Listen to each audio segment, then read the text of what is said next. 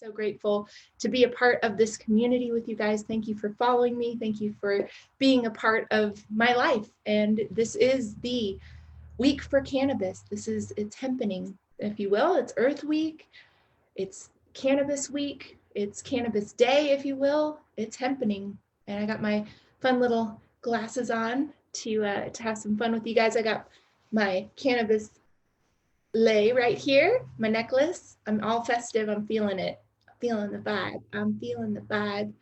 I came to talk to you guys today about the history of hemp. So I'm going to let people kind of pop on here as I kind of get myself all ready. I'm in the zone of obviously this beautiful hemp plantation, this virtual reality world in which I live and get to play, to be a part of this hemp revolution for the world, bringing this back to the people, the plant ally, this sacred plant ally that's been around for thousands and thousands of years. So guys, maybe you've heard what's the buzz about cannabis. Maybe you've seen some things. So I wanted to just come on, share a few little things. I'm actually going to come live every single day this week at 4:20 p.m. Mountain Time with a little bit of nuggets. So today I'm going to be sharing about the history of hemp. Make sure you stay tuned this week. I'm bringing on some incredible doctors. A addiction rehab specialist will be talking about on Earth Day how hemp can help heal our planet as well as the people. And it's going to be a great week. So I hope that you guys are all staying well out there. What are you going to learn today from watching this with me, Hempress Tara, at your service? Well, yeah, what is the buzz about cannabis? We'll talk about that. What's the difference, though, between hemp and marijuana? I hope that you guys know that, but maybe you don't, and maybe there's somebody in your world that needs to hear it. And what's just a brief history of hemp? We've had this plant, this sacred ally, for thousands of years. So what happened? How did it all go wrong? Maybe you guys have heard. Oh, and the little angel of cannabis, Charlotte Fiji, rest in peace. She has been such a pivotal part of this entire hemp revolution. I'm just so grateful that she was alive on this planet to share her testimonial of how this helped her with her seizures and rare form of epilepsy. And, you know, perhaps you may have heard of hemp and its benefits, its redeeming health qualities for people like Charlotte, or maybe you've heard people using it for any sort of ailments and cancer and all sorts of things. So I just wanted to come on and kind of share with you guys a little bit about the basics, back to the basics, a brief history of cannabis, just to bring you guys back to 10,000 years BC, 10,000 years ago. Wow, before Christ was even born, there was this plant, this sacred plant ally called cannabis. It's been used by humans for over 10,000 years. It's been used in ceremonies to dispel demons, and a variety of other health issues, including nausea and pain and sleep. It's really incredible herb. So what happened? Well, we'll talk about that a little bit. But first, back up. Can you imagine being offered some cannabis, as in your ancestors back in the day may have been offered a little bit of peace offering, right? Well, it's not so far off now. We all need a little extra peace in our life. In fact, I don't know if you guys knew this or not, but anthropologists who have been studying the Bible actually believe that the main ingredient, active ingredient, if you will, in Christ's cannabis was cannabis oil, the holy anointing oil. They found references, if you're into the Bible, check it out. It's in Exodus chapter 30, verses 22 and 23, and they refer to it as cannabosum. Now, they use 12 pounds of cannabosum inside of olive oil, frankincense, myrrh, all the other healing herbs. And this was actually applied to people, and they would use 4 quarts of oil to pour you from the head to the toe, all around you. Jesus was sharing this light to the world 2,000 years ago. And now we have the ability to have it back in our life. But what happened? There was so much, that happened. And if you imagine the settlers coming over from the Santa Maria and the Pinto, the Nina, Christopher Columbus's sails on that boat, on those ships, actually was used cannabis, was hemp, was hempening back in the days. Even the sails were used. In fact, canvas has its actual root in cannabis. So cannabis, there's over 50,000 uses industrial, which we'll talk about more on Wednesday with our Earth Day. But today I just wanted to talk about, kind of what happened. And our founding fathers believed in it so much. In fact, did you know that our Declaration of Independence, the first 2 drafts were actually written on hemp paper? Incredible.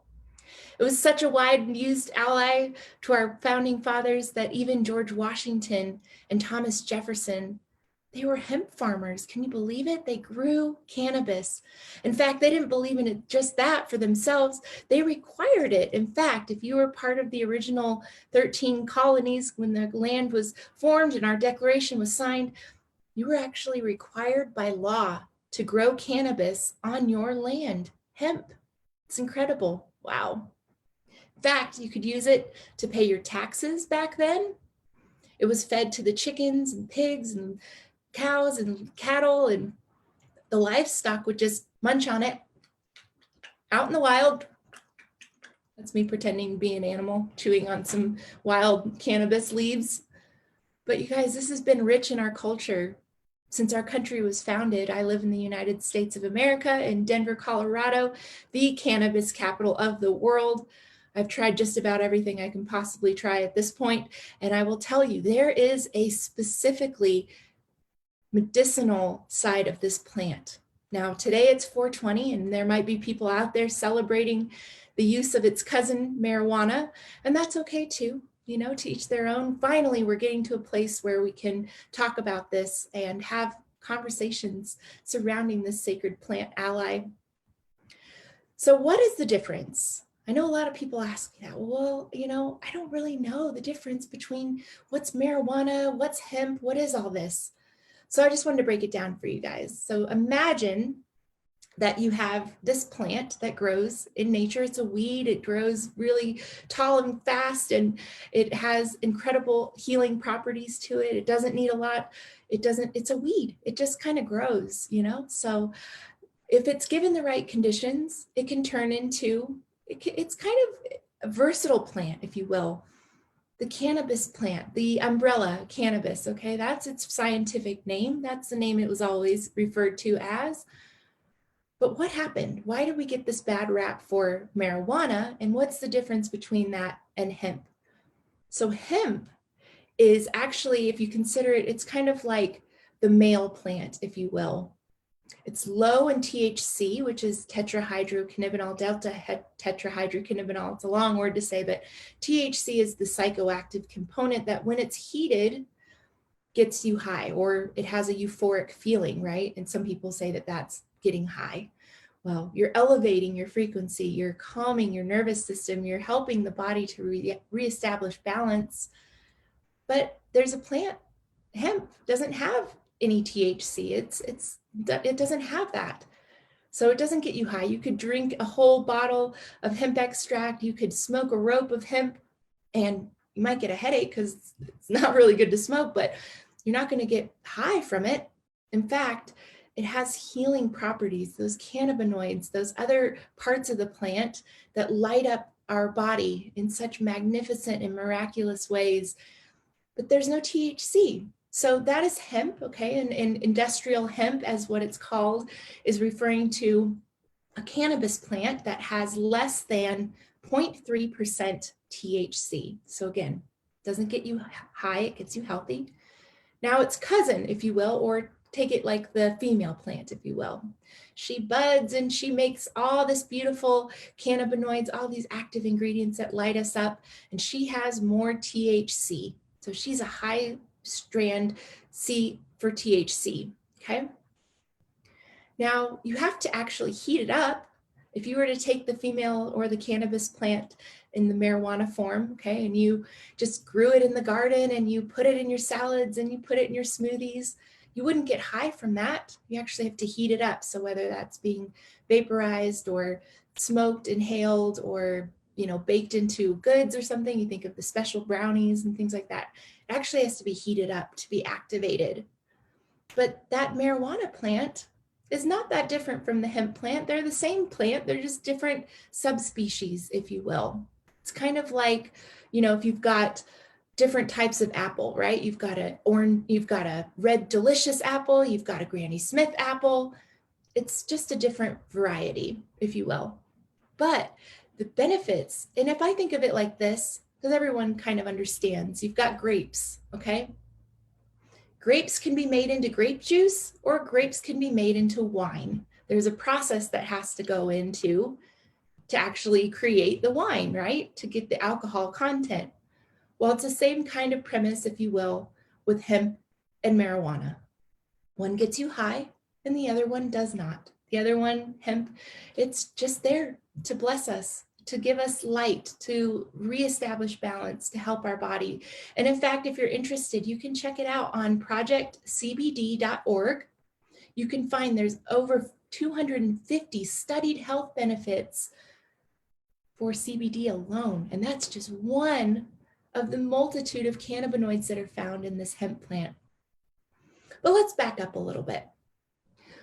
Did you know that physicians and doctors actually used to use cannabis oil? It was part of their little black bag of magic that they would go around and bring to the people in the homes of the sick and the fallen, and they would offer people this. And it helped with so many ailments. It was incredible. So what happened?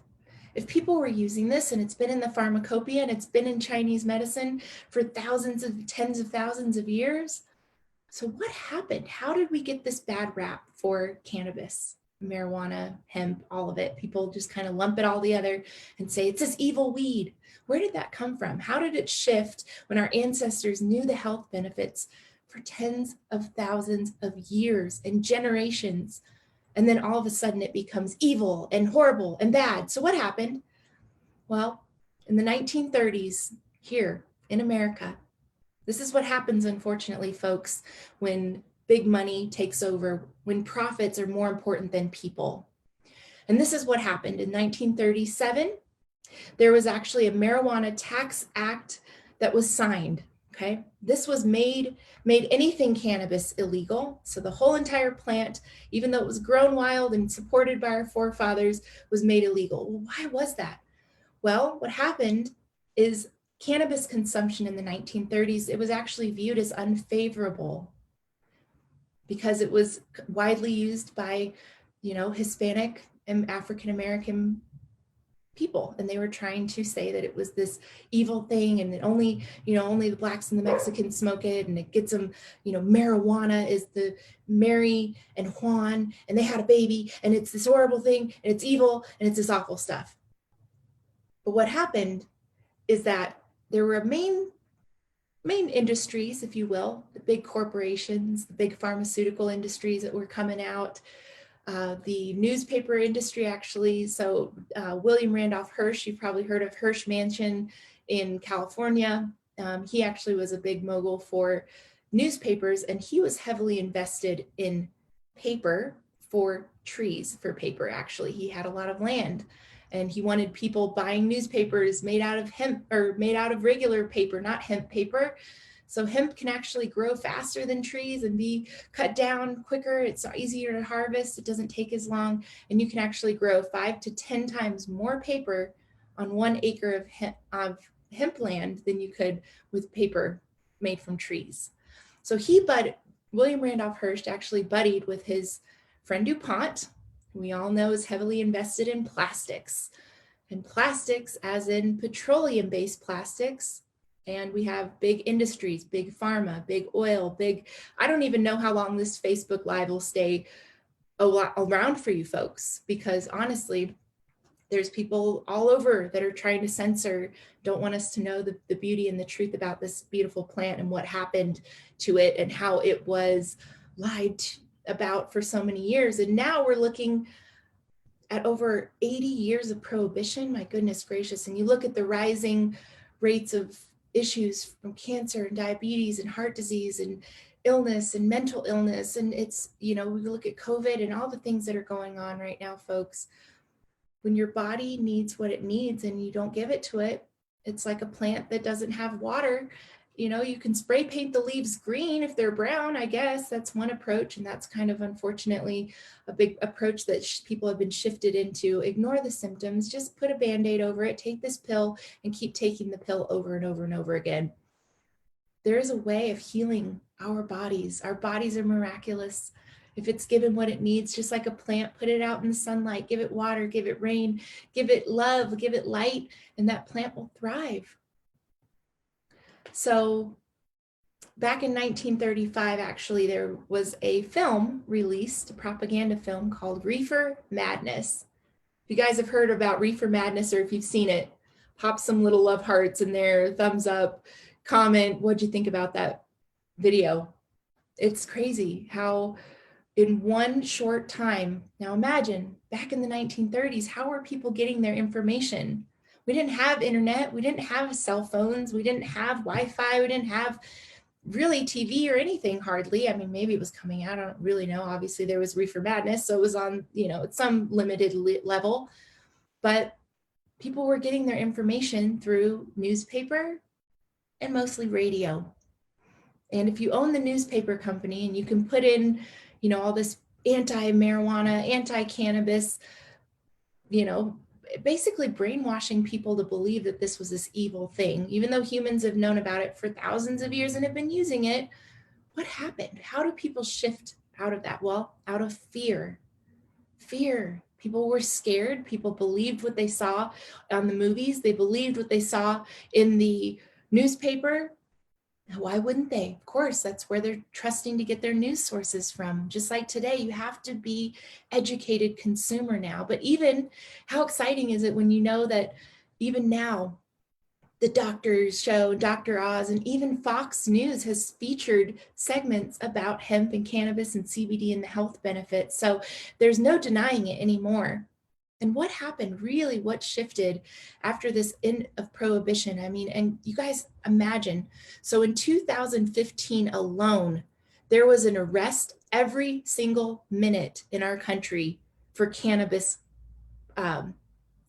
possession. For cannabis possession, okay? This is a plant that doesn't kill people. You can't overdose from it.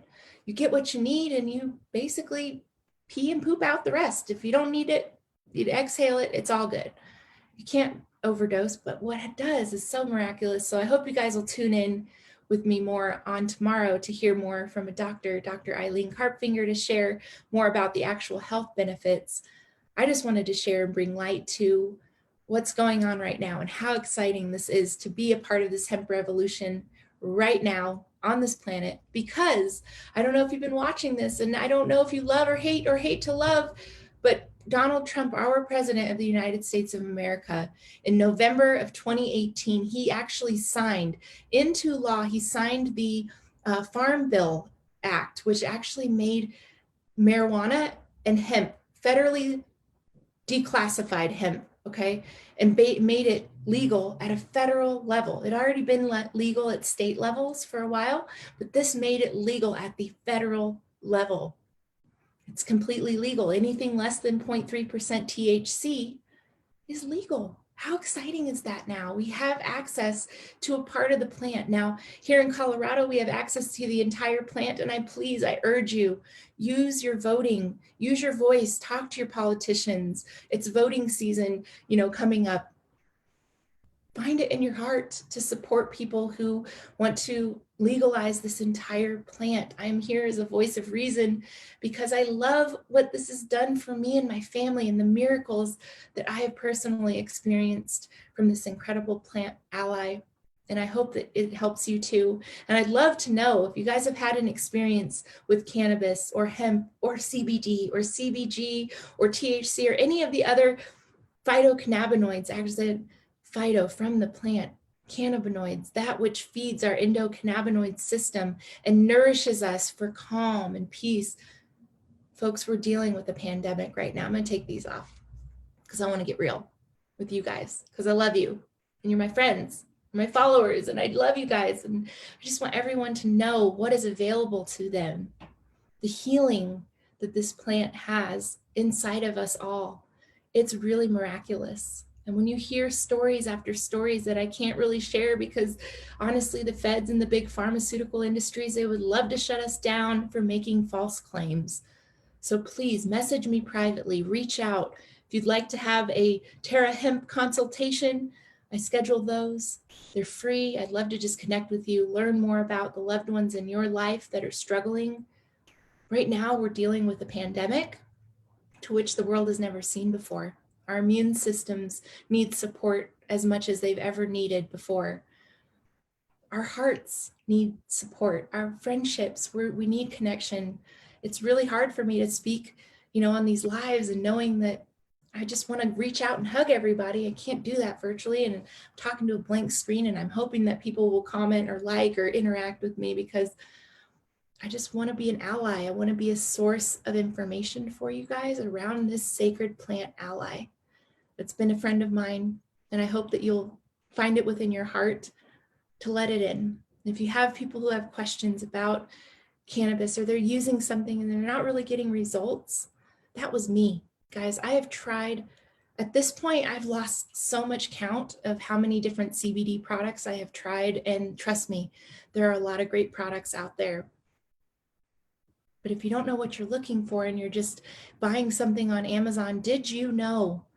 And even at Walgreens, and I've heard this, like there is no regulation in this industry right now whatsoever. So if you're finding a product and it's not third-party tested and it's not, testing for heavy metals and pesticides, it could potentially be full of toxins.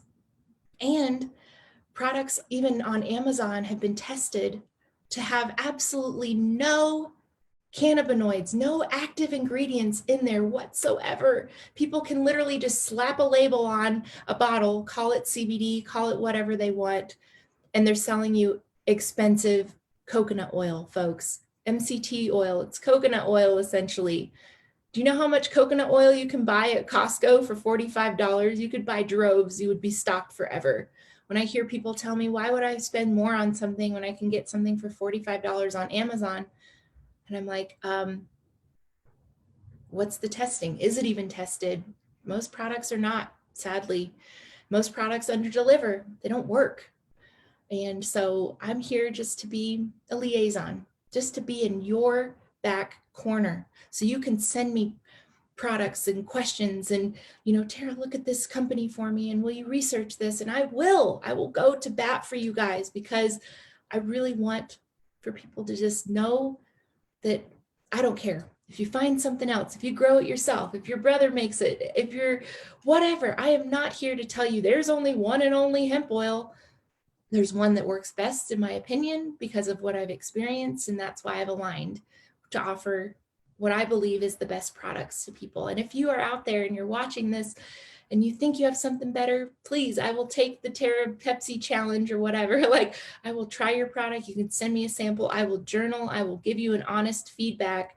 But when I have to take normally other products, you guys, when I take stuff and I normally need 5 to 10 dropperfuls, we're talking dropperfuls. Like that is a lot of oil in your mouth. And I don't know if anyone else feels this way like I do, but I don't like oil pulling. I don't like oil in my mouth. I don't like the feeling of it in there. I don't want to hold it in my mouth. I don't want to. I just want the results of something that can work. And I've just found something that's very special to me that I want to offer to share to my friends because it is 420 and it is Cannabis Awareness Day. And I am so grateful that whoever is watching this and will share it with their community and whoever reaches out to me reaches out.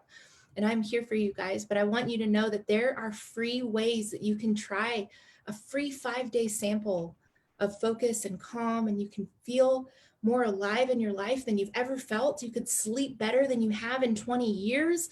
I'm only telling you this because these are the stories that flood back to me where people tell me, my God, Tara, I'm finally off of that medication that I've been looking to get off for years.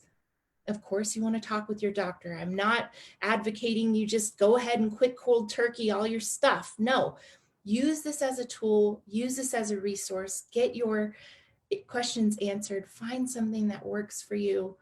And please just be the voice of this cannabis plant. Thank you for being a part of my hemp revolutionary friends and community. I love you guys so, so much.